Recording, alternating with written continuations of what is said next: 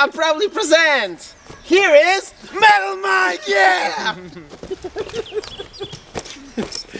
Hello ladies and gentlemen! Metal Mike!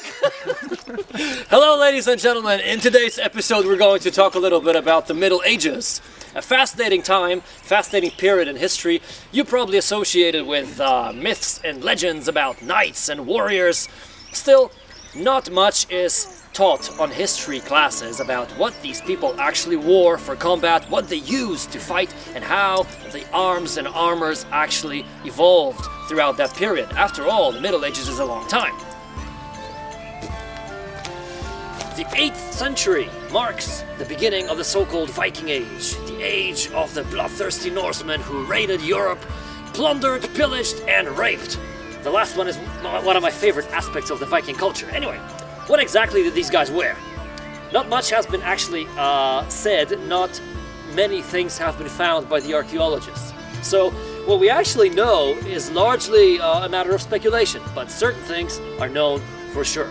First of all, a Viking going to battle very seldom went without anything, without any protection. They also did that, but if a guy could afford to get properly dressed, he would wear something like this.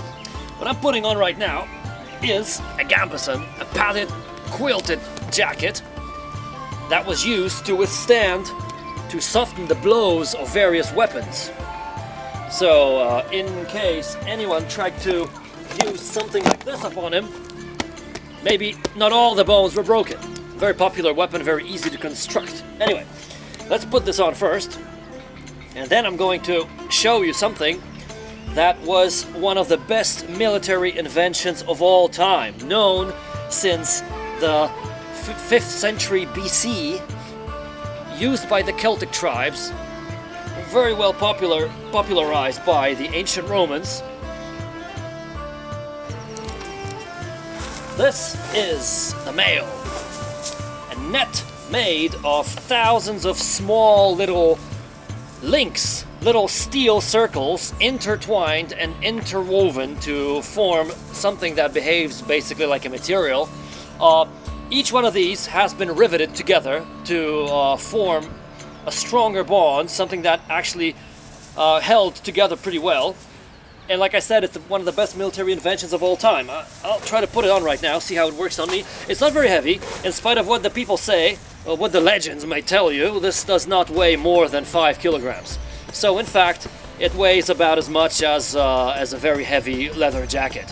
So let me try to put this on. Naturally, not all Vikings could afford something like this, only the very rich ones, because this was very costly to make, required a lot of skill of a craftsman. And naturally, not every single warrior could afford one. I'll take this off. I'm gonna need some help here. Can you please? Viking.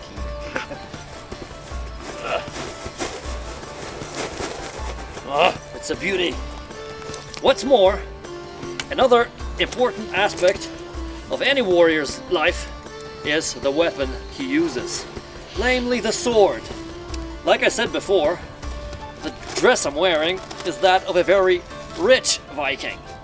Most people would go into battle wearing a regular axe, a very good household tool, which turned into a deadly weapon on the battlefield.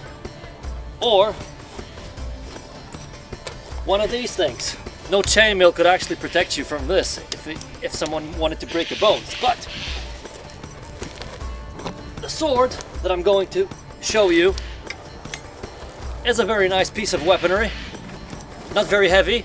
Swords did not weigh 10 kilograms like some people might tell you. This one maybe weighs 1.5 kilos. So it's very easy to use, easy to maneuver, very broad. Not really used for thrust, more like used for slashing. While going on a Viking raid, I shouldn't forget this. This is the sax. That is a knife. A long knife. Well, a Viking warrior didn't always have the place or space to use a long sword or an axe. For example, while fighting on a ship, or in a hut, or in some other closed room, you could also use this. So this is basically a knife, a regular knife, which was carried alongside the bigger blade. So I have to fasten it onto myself and see what I can do with it later on. Another important aspect of the Viking culture is their religion. What I'm having around my neck right now, this is not just a regular item of jewelry. This is the Hammer of Thor. Thor is the Scandinavian god of thunder and lightning, a very powerful deity in the pantheon of the Nordic gods. So this is his symbol. It brings good luck, it protects you from harm, and adds courage on the battlefield. So every decent warrior, like myself, should wear it while going into combat.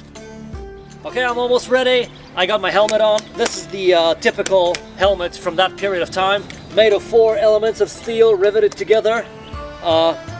Shows some signs of usage already. It has a nasal guard, so the view is pretty good.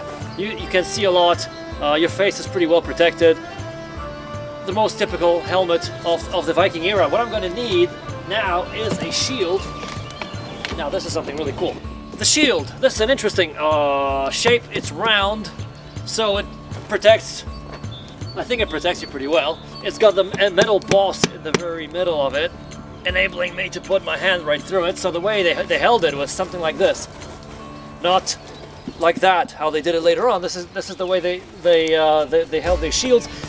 Very often they fought in ranks. They made shield walls while advancing. So this was pretty much the way the modern riot police does.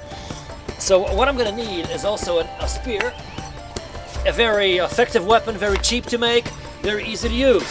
So yeah, now I'm fully armed. Now I guess I can go on my Viking pillaging expedition. I was thinking about things that you said, Mike, and one thing's bothered me. Have you ever raped a woman as a Viking? No, she wanted it and she was 18, that's what she said. Get him! My first victims! Get him!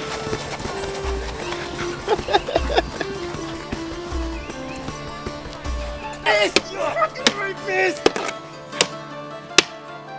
That works pretty well. Right, this bullshit. Oh, dude! Ah! Ah! The time doesn't stand still. Soon enough, the whole of Europe will be Christian. What this boils down to is we're going to go on a crusade.